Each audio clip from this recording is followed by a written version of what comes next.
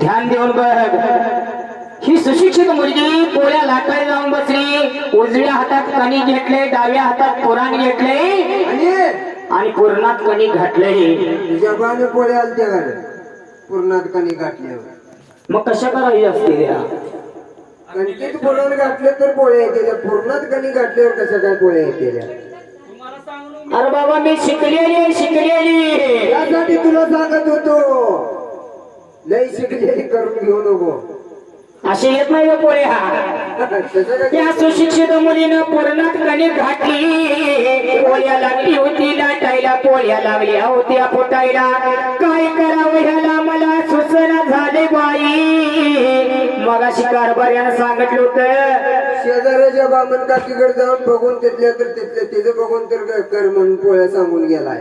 तुला जमना देत. होय होय. पळत गेली सुशिक्षित मुलगी बामण काकीच्या वाड्याला उंबऱ्यावर जाऊन उभी राहिली. बामण काकी पोळ्या लाटत होती, पोळ्या भाजत होती. बामण काकीची पोळ्याने दुर्डी भरत होती. पण बामण काकीच्या अंगावर पांढरी शूर साडी होती म्हणून बामण काकीला पोळ्या येत होत्या. आणि आपल्या अंगावर हिरवीगार साडी, पोळ्या भुजागलेल्या मला वाटागले. आईला माझ्या अंगावर साडी हिरवी म्हणून मला पोळ्या येणं झालेल्या म्हणली वागणीनं. म्हणून एवढी शिकलेली दिसते. त्यासाठी लई सांगितलं होतं तुला आधी, हिरव्या साडीनं पोळ्या भुजागली द्या म्हणून पळत आली आपल्या घरवाड्याला. कारभार्याचे फुटीवरले धोतर घेतले. पाय लागली नेसायला, पाय लागली नेसायला.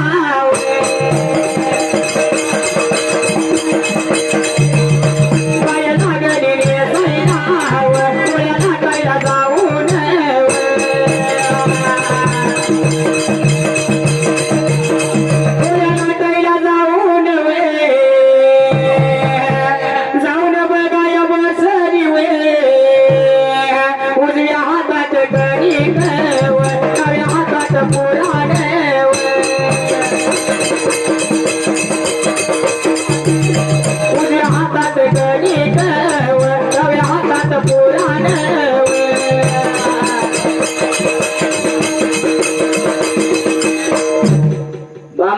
अंगावर पांढरी शुभ्र साडी आहे, आपली पांढरी हिरवी गार साडी आहे म्हणून पोळे एकला पळत आली आपल्या घर वाड्याला.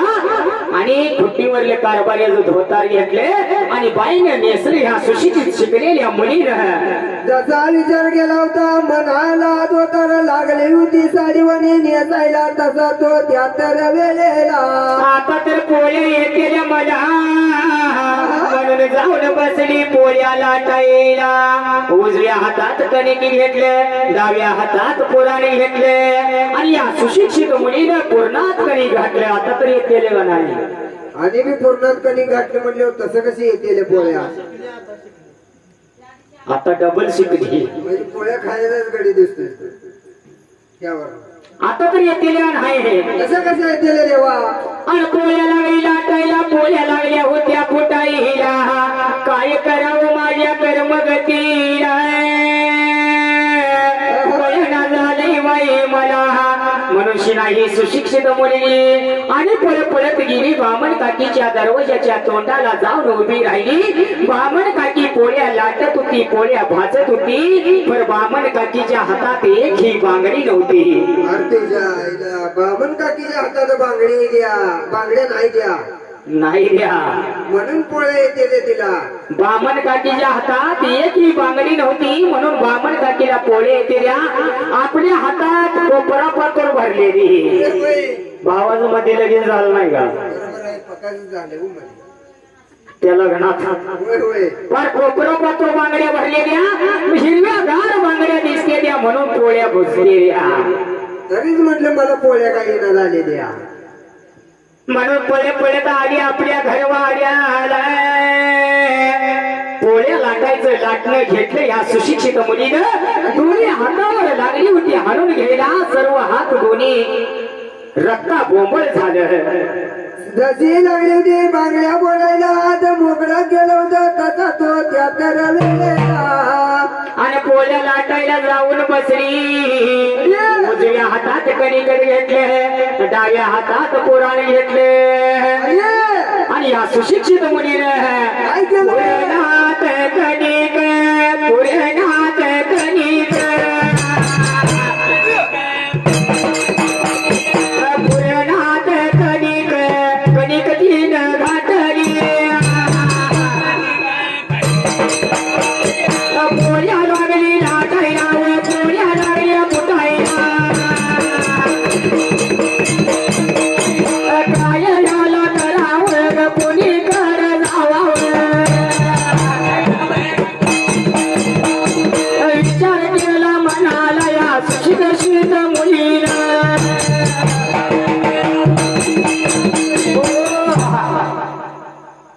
मंगेश आता बांगड्या फोडलेल्या, हात रक्ता बोंबळ केलंय आणि जाऊन बसली पोळ्या लाटायला. उजव्या हातात कणिक घेतले, डाव्या हातात पुराण घेतले. आणि या सुशिक्षित मुलीनं पूर्णात कणिक घातला. आता तर येते का नाही? येते मागणी, येते मागणं. पूर्णात कणी घातल्यावर कशा काय पोळ्या येत्या?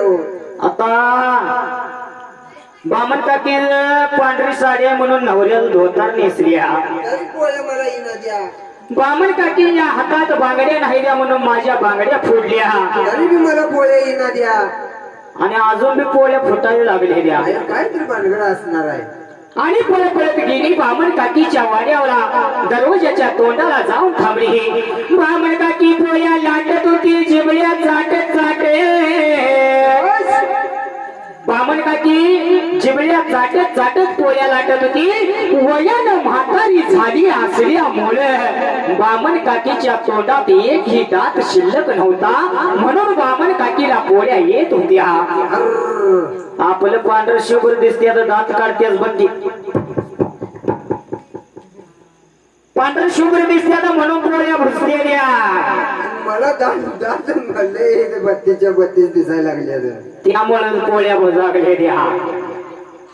म्हणून या सुशिक्षित मुलीनं विचार केला मनाला. पळत धावत निघून आली आपल्या घरवाड्याला.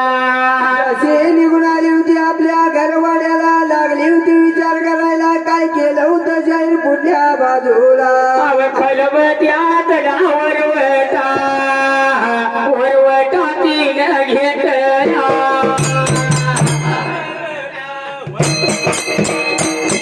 वरवटा तीन घेतला, तोंडावर हानीत.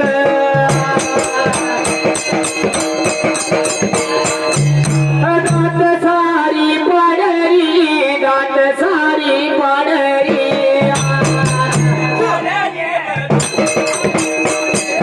दात सारी पाडरी या सुशिक्षित मुलीनं. बुबडी लागली बोलायला, बुबडी लागली बोलायला, बुबडी लागली बोलायला, बुबडी लागली बोलायला.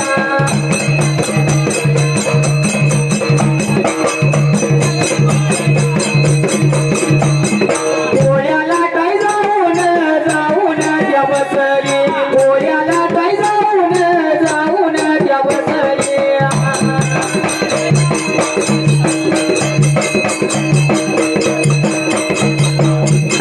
उजव्या हातात कणिक, डाव्या हातात पुराण.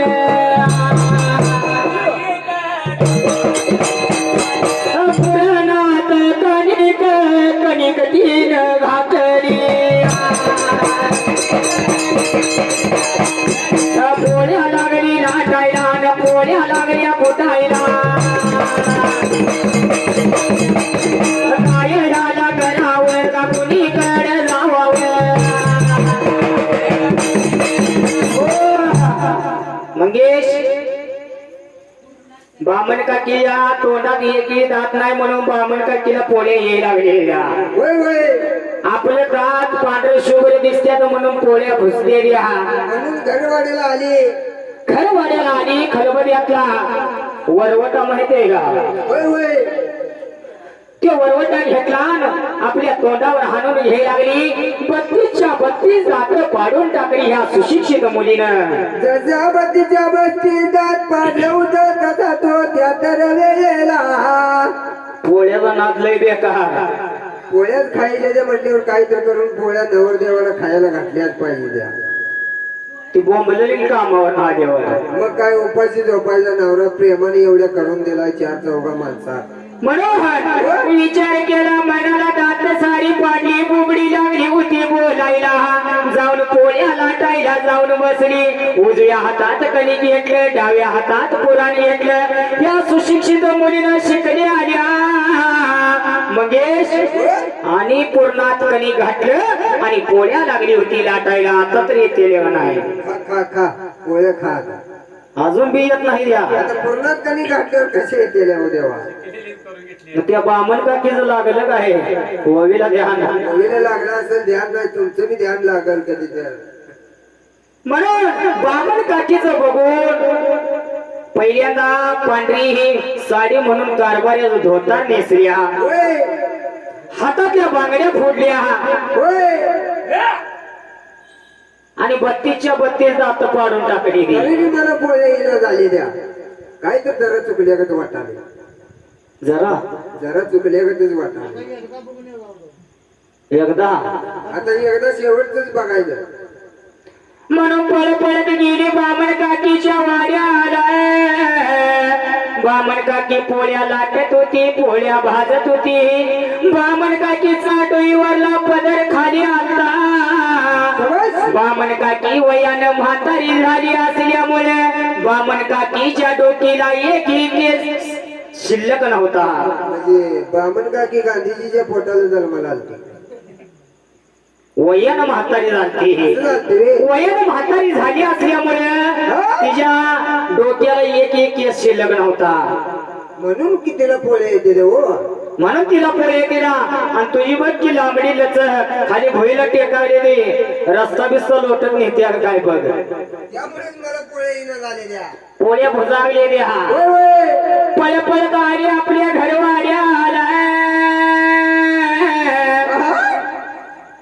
फळीवरला डबा खाली घेतला. त्या डब्यातली 50ची नोट काढली ह्या सुशिक्षित मुलीने आणि डाव्या हाताने गावाकडे निघून गेली. जाताना डाव्या हाताने गेली. डाव्या हाताने गेली. डाव्या हाताने निघून गेली गावाकडल्या बाजूला. न्हावी दादाच्या दुकानाच्या जवळ जाऊन उभी राहिली. न्हावी दादाला लागली होती बोलायला. ए न्हावी दादा अहो काय मला काय दिसायचं कमी झाले का काय. आई इकडे दुकानला इकडे कसं काय. अहो जरा बाबराचं आहे. काय काय जरा टक्कर करायचं टक्कल करायचंय. तुझं लागू की तकडे पलीकडल्या गल्ली तर तुला माहित नाही काय. अहो हे न्हावी दादा ब्युटी पार्लर पलीकडल्या गल्लीत. अगं तू काय बोलल्या बिल्ल्या आज का तरकली आज. अरे ही जेंट्स आहे जेंट्स. जेंट्स म्हणूनच मी बी आल्या. ही काय बोलते बघा. जेंट्स आहे म्हणून इथं आल्या. जेंट्स बी अरे ही जेंट्स आहे पडेल्या गल्लीत ब्युटी पार्लर आहे तिथं जाऊन विचारला. मला तसलं काय सांगायचं नाही. अरे न्हावी दादा बाबा कशाला इकडून तिकडं मला करायला पोळ्या. मला नाही गडबड आहे. मला गडबड आहे कारभारी नांगराकडनं पहिले घेऊन भुक्यातलं असेल म्हणून शिना लागली होती बोलायला न्हावी दादाला न्हावी दादाला.